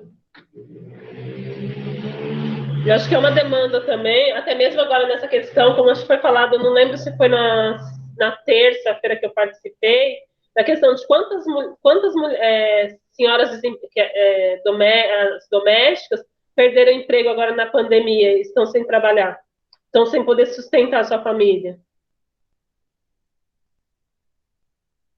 E outra questão aí que ela estava falando do boletim de ocorrência, que eu acho que a Vera estava falando, que foi negado para ela fazer um boletim de ocorrência referente a um menor que tinha desaparecido. Samanta, você quer ouvir o Gilberto ou você já quer responder essa? Não, você está correta. Vamos ouvir o Gilberto também, querida, desculpe. Não, imagina, que às vezes você pega um raciocínio, né, e você já quer falar, então você também diga para mim. Gilberto. Abri somente o áudio aqui para ser mais didático aqui. Uma pequena observação, seguido de uma pergunta, né? Não tenho números, mas a gente sabe que a criança e o adolescente ele sofre muita violência em casa, né? Então, assim, o educador, a educadora, né, o professor, a professora, ela está preparada para identificar, né, sinais de violência, tanto no corpo como a violência velada, no comportamento do adolescente e da criança. Então, assim, como a Samanta falou aí, que a escola tem por obrigação de identificar e dialogar sobre o assunto, né, eu acredito que a resistência, né, faz parte também da orientação. Aí eu pergunto, o adolescente voltando para casa, né, para um ambiente onde ele sofre a violência, se ele manifestando, né, resistência, não tende a piorar a violência com ele, uma vez que ele, orientado pela escola, passa a ter um comportamento de defesa frente ao agressor, à agressora? Eu vou falar disso um pouco, acho que é legal ouvir a Kátia também, porque a assistência social tem um embasamento fundamental nesse campo também, tá? Primeiro, agradecer... Posso só acrescentar uma coisinha também que eu não falei? Claro, a questão da adolescente que engravida, e as escolas normalmente não notificam o conselho tutelar, e teria que ser notificado até mesmo para saber se é uma violência doméstica, né? A questão de colocar isso também em pauta, para estar passando também não só para os professores, a direção e a coordenação, porque muitas vezes acaba passando batido. Sandra, você colocou várias questões fundamentais, eu vou só pontuar. Com relação à reivindicação do trabalho para mulheres e o trabalho como aprendiz, né, para os adolescentes, o trabalho para os jovens, de fato, a gente segue com altas taxas de desemprego, né, agora com a pandemia mais altas ainda, então ampliação da miséria do desemprego em todas as faixas.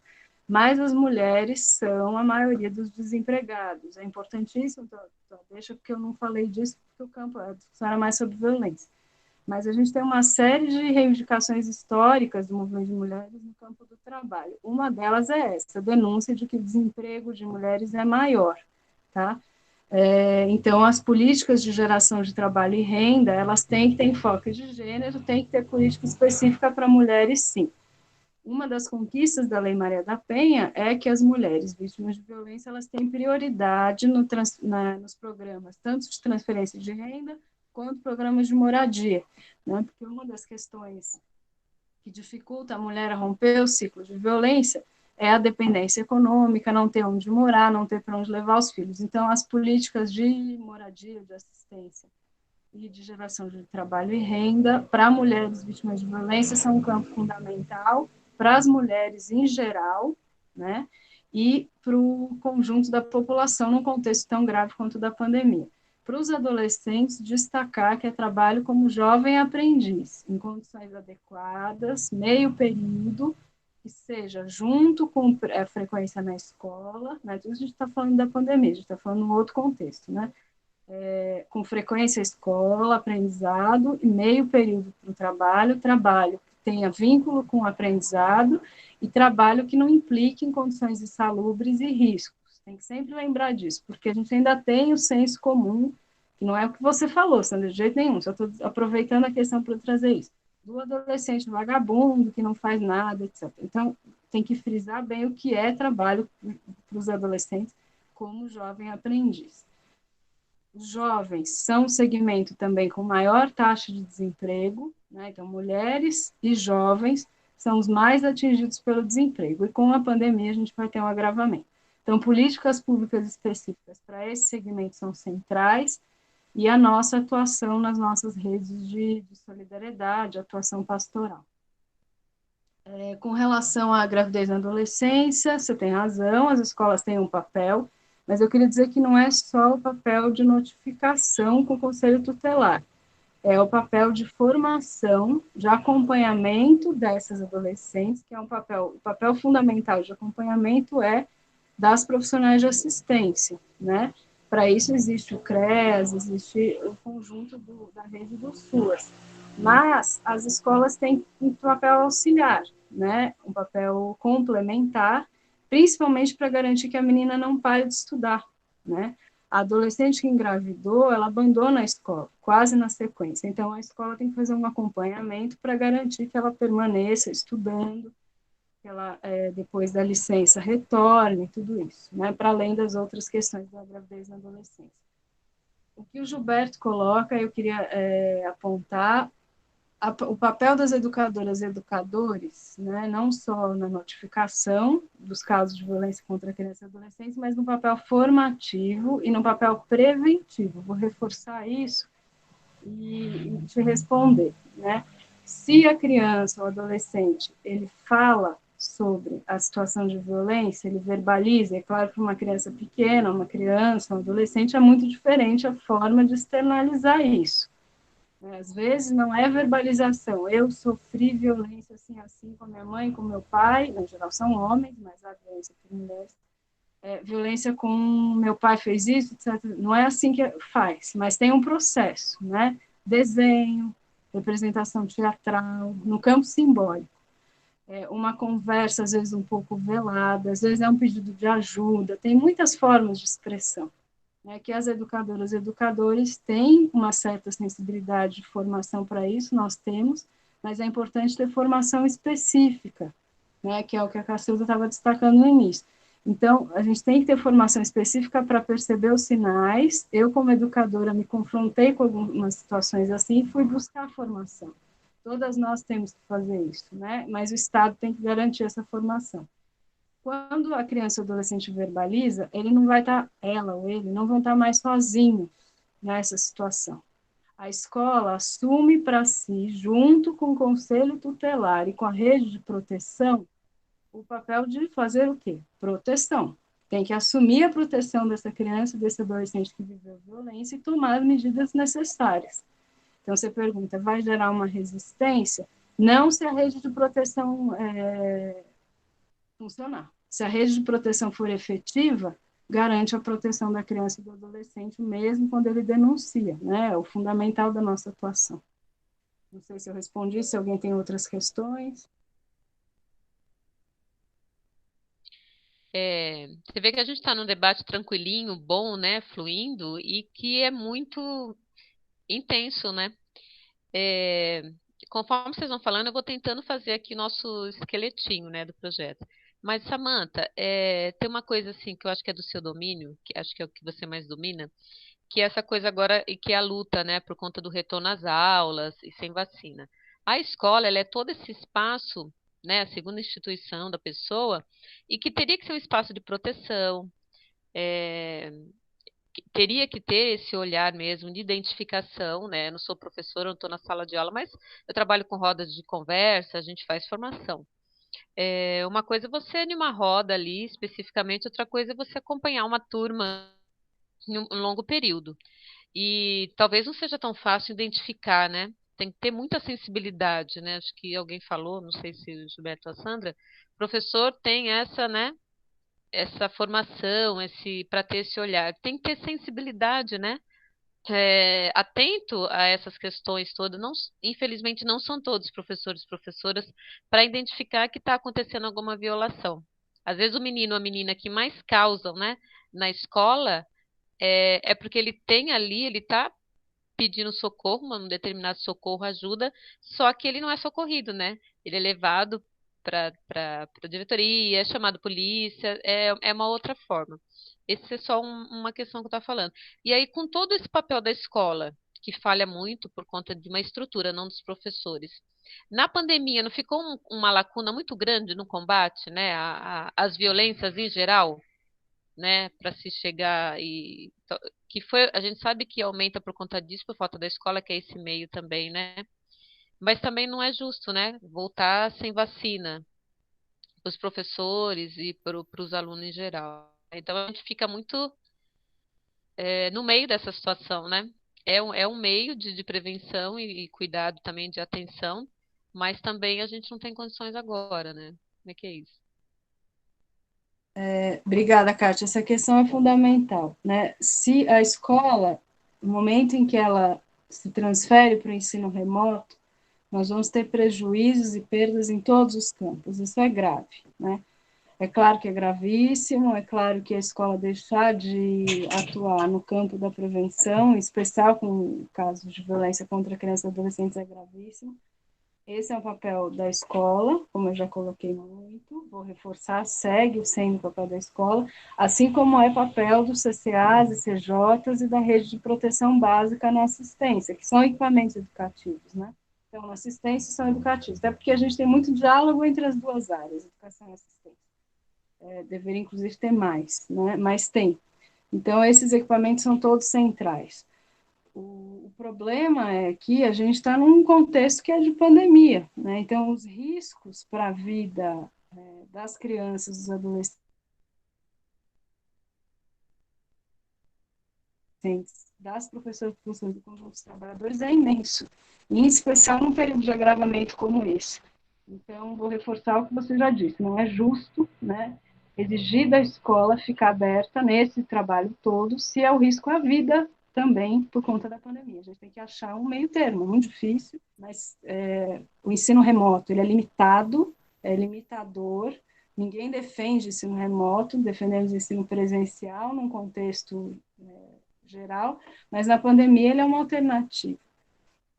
E nós não deixamos de ter atendimento e acolhimento para os casos de violência no ensino remoto. Eu estava essa semana em atividade no ensino remoto sobre 8 de março, falando sobre a violência contra as mulheres. E uma das alunas, a EJA, né, claro que é muito diferente para crianças e adolescentes, mas ela trouxe as situações de violência que ela viveu. É claro que se ela ainda estivesse vivendo, eu ia ter que fazer uma intervenção específica e fazer os encaminhamentos. Então, muito limitado, sem dúvida, mas a gente também tem que usar o ensino remoto para isso. Violação de direitos tem que ter atuação sempre, né? Durante a pandemia, com pandemia, sem pandemia, quando for, com os encaminhamentos possíveis em cada momento, né?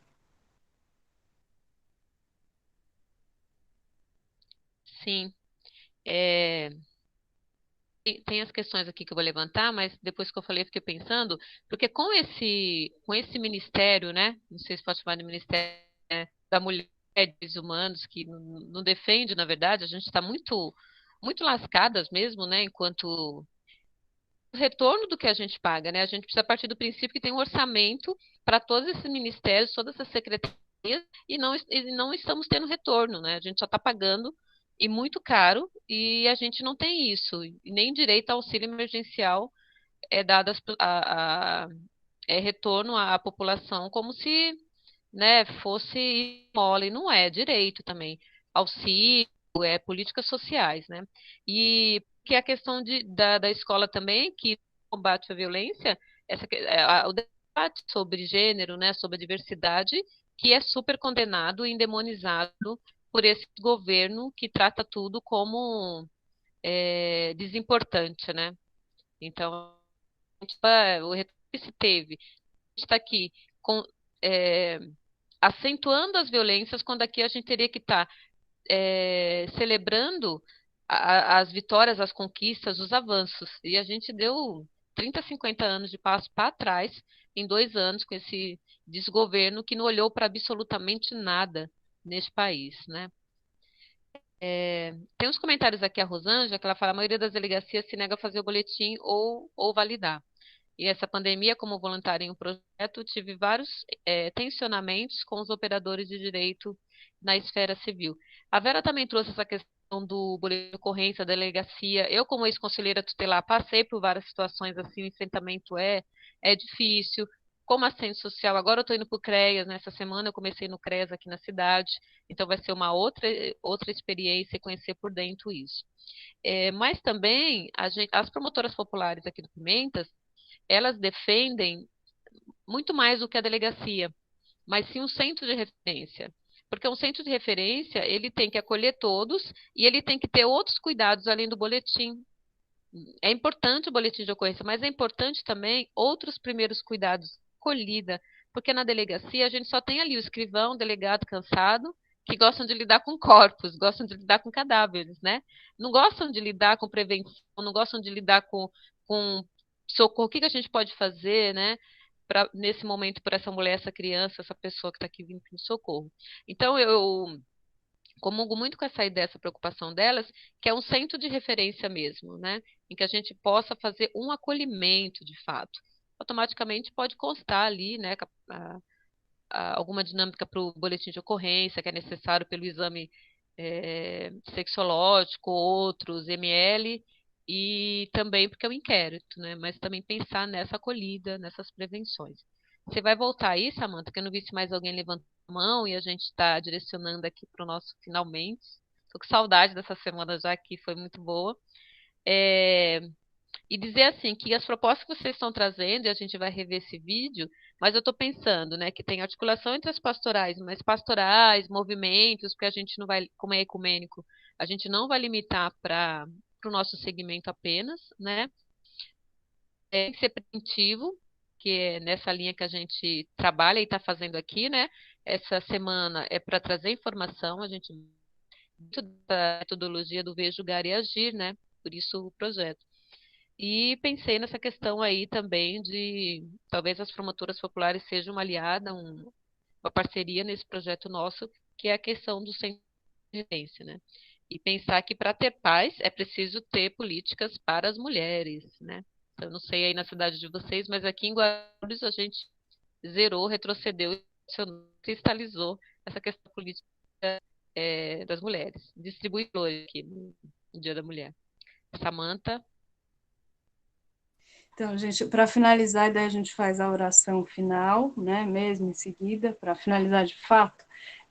Eu só queria agradecer primeiro e comentar rapidamente. A Kátia já trouxe várias questões que não são questões, né? Ela já trabalhou muito bem. Eu só queria dizer que as promotoras legais populares são sempre grandes parceiras para toda a discussão sobre direitos das mulheres e para atuação. Então, vou reforçar isso que você colocou, que vocês as procurem e trabalhem juntos sempre. E com relação à questão da acolhida, do acolhimento, do trabalho central, no caso das vítimas de violência, tanto mulheres quanto crianças e adolescentes, isso se coloca, sem dúvida, e a polícia não tem essa formação específica, né? Mas a gente deveria ter um contexto em que a gente tinha política integrada de educação, assistência e judiciária e as polícias, essa integração idealmente seria no território, né? Então, em tese, os casos de violência, estou dizendo um plano ideal, a gente está muito longe disso. Os casos de violência contra a mulher, se fossem recebidos na delegacia para o boletim de ocorrência, teria uma equipe multiprofissional dos centros de mulheres para acolhimento, para assistência psicológica, assistência jurídica, etc. Isso no plano ideal, né? E o trabalho preventivo nas escolas, que eu já falei. Com violência contra crianças e adolescentes, isso funciona mais, porque é o papel do Conselho Tutelar, né? O Conselho Tutelar atua junto com as delegacias e também com os equipamentos, com falhas, sem dúvida, né? Kátia sabe muito melhor do que eu, mas idealmente estaria tudo articulado para o atendimento e o acolhimento e os encaminhamentos para quem foi vítima de violência. Gente, só dizer, sobre o plano de ação, o projeto de vocês, eu estou à disposição para outros diálogos. Eu só ia fazer uma modesta sugestão, Kátia, de quem já está também, assim como você, na prática pastoral há um bom tempo. marquem uma reunião já para continuidade, em que vocês vão apenas discutir o que vocês vão definir como ação prioritária. Né? Esse grupo, que participou de toda a semana, vai se reunir para definir suas ações prioritárias. Vocês deram muitas ideias, a Kátia fez os registros.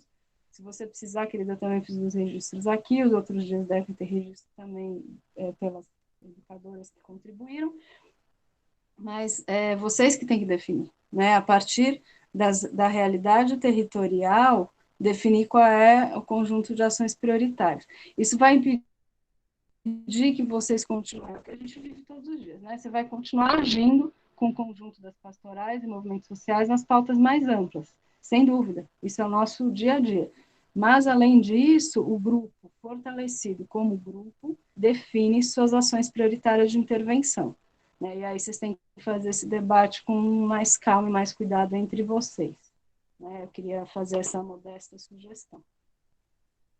E é importante, Samantha, é assim mesmo. A cada final de semana social, a gente procura manter um grupo para que a gente pense algo, né? E vai fortalecendo.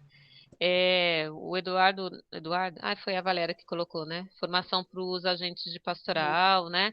Que quando vê as pessoas em uma situação mais vulnerável e não sabe como encaminhar, chora junto, né?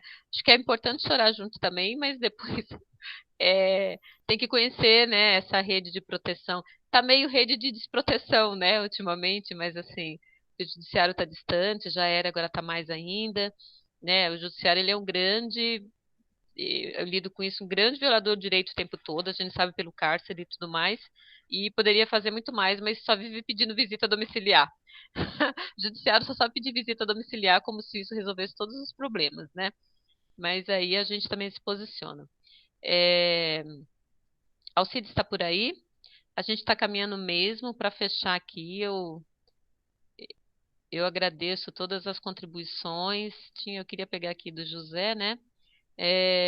Me preocupa muito o fato da educação e oportunidade de possibilidade de vida digna não chegar de forma adequada à população periférica. Vejo com muita tristeza o pensamento e conceito formado na vida das pessoas e da sociedade intuitivamente. Exemplo, bandido bom é bandido morto. Os vagabundos das favelas não trabalham porque não querem, jovens e adolescentes.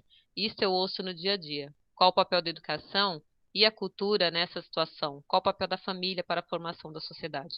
Acho importante você responder isso em Samantha, nem sucintamente, porque é verdade, né? Uhum. O processo de formação política, ele é constante, né? Ele tem uma dimensão na escola, na educação formal, né? Eu falei disso, a formação sobre os direitos sociais, o enfrentamento das violências, violência contra as mulheres, violência racial, violência contra crianças e adolescentes, a escola tem que fazer nos seus espaços, nas aulas, nas atividades formais dentro da escola.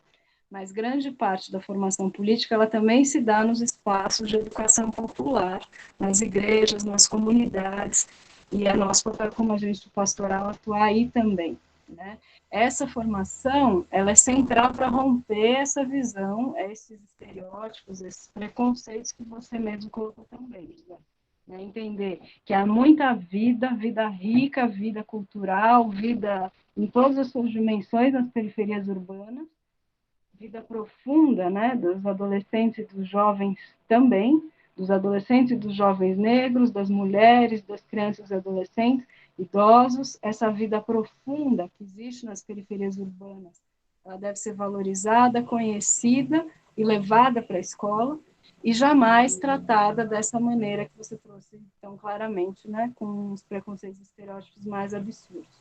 É que esse processo de formação política ele é constante, nas escolas, nas comunidades, nos lugares onde a gente atua.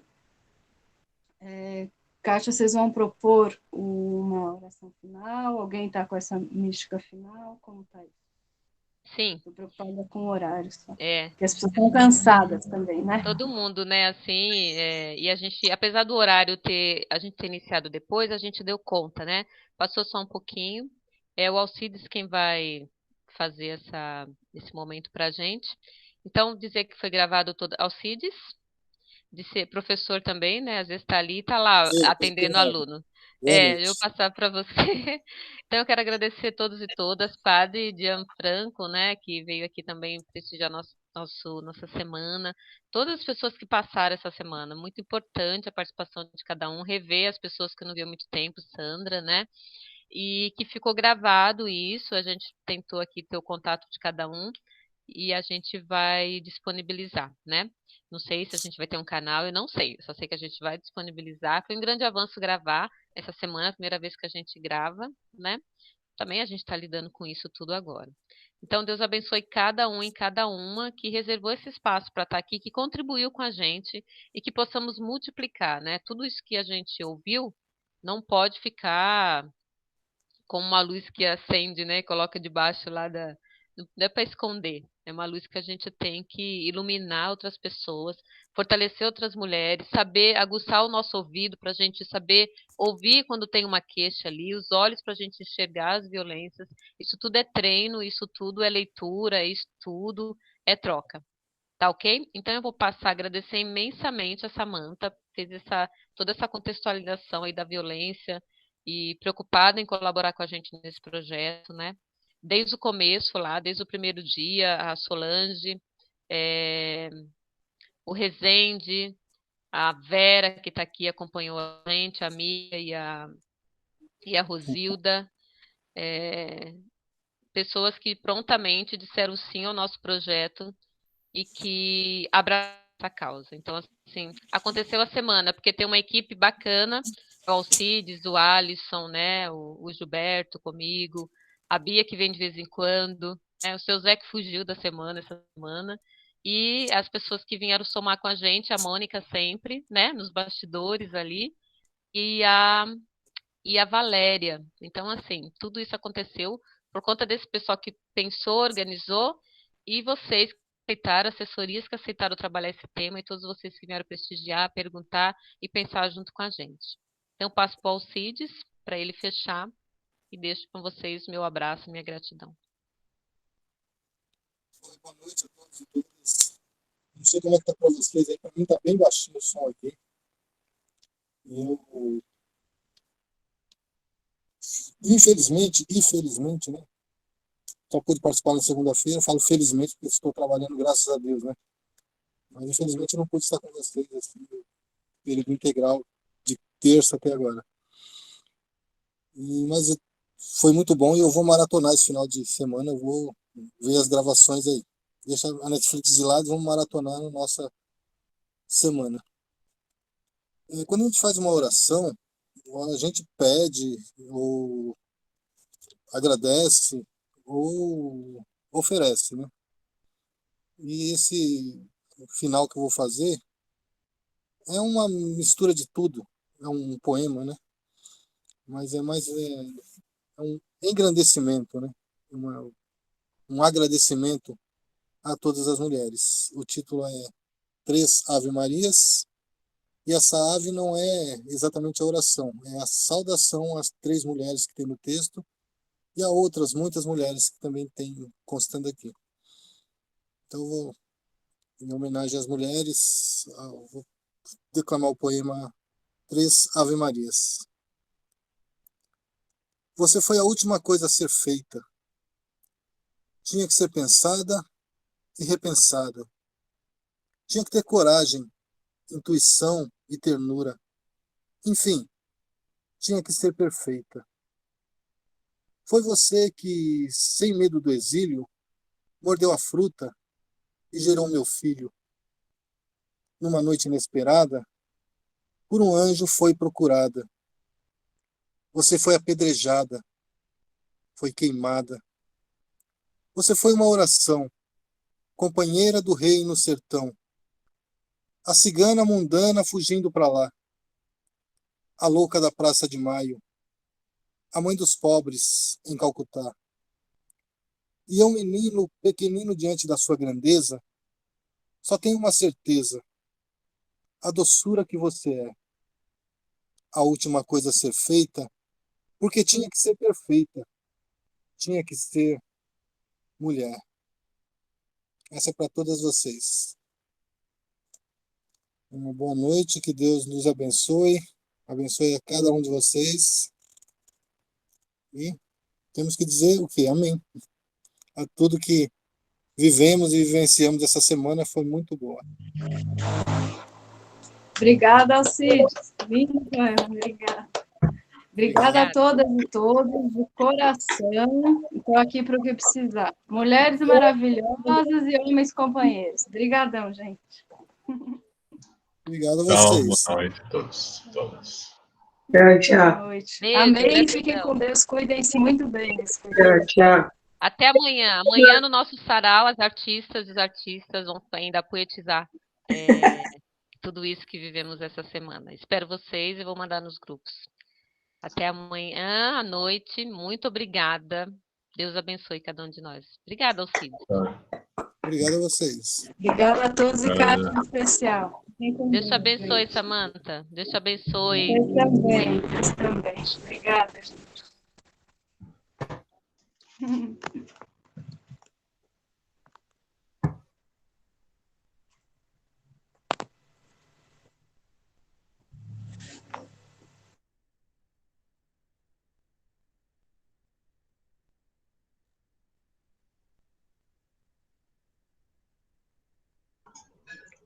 Ei, estou escutando, hein?